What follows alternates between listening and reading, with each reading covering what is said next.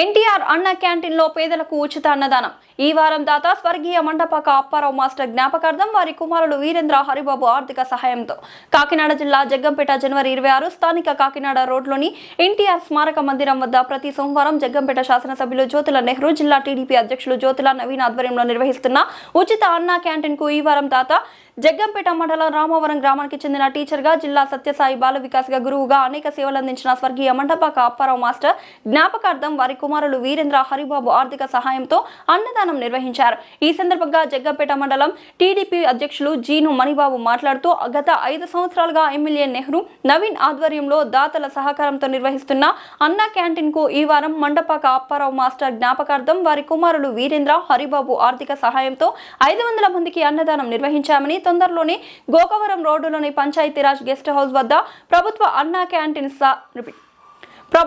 Canteen ప్రారంభోత్సవం జరుగుతుందని తెలియజేశారు. ఈ కార్యక్రమంలో జీను మణిబాబు, ఆర్యవశ్య డైరెక్టర్ కొత్తకొండ బాబు, దేవరపల్లి మూర్తి, రాయి సాయి, దొడ్డిపట్ల బుజ్జి, మండపాక శ్రీబాబు, మాదేపల్లి వెంకటరమణ, దాపర్తి సీతారామయ్య, వేములకొండ జోగారావు, పీల మహేష్, దూరి గణేష్, నలమాటి ఆనంద్, కోడూరు రమేష్, తుమ్మల కిషోర్, పలివేల యేసురాజు, ముక్క పాలుబాబు తదితరులు పాల్గొన్నారు.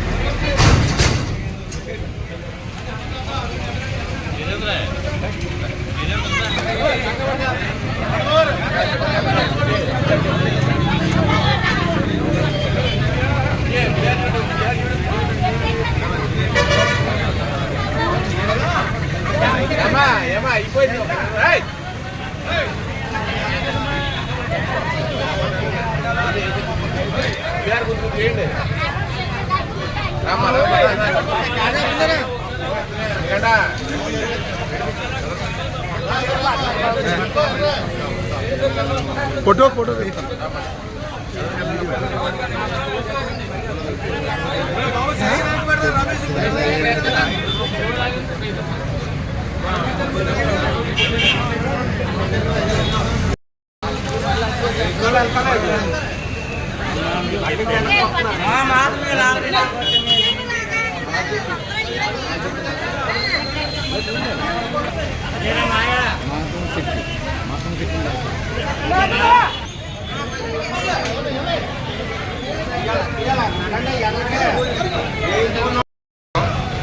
ఈ రోజున అన్నా క్యాంటీన్ చాలా 5 సంవత్సరాల నుంచి జ్యోతుల నెహ్రూ గారు, జ్యోతుల నవీన్ గారు ఆధ్వర్యంలో 4 మండలాల నాయకులు, కార్యకర్తలు తమ పేరున దాతల కింద ఇస్తూ 5 సంవత్సరాల నుంచి అఖండంగా దీన్ని నడిపిస్తున్నాం.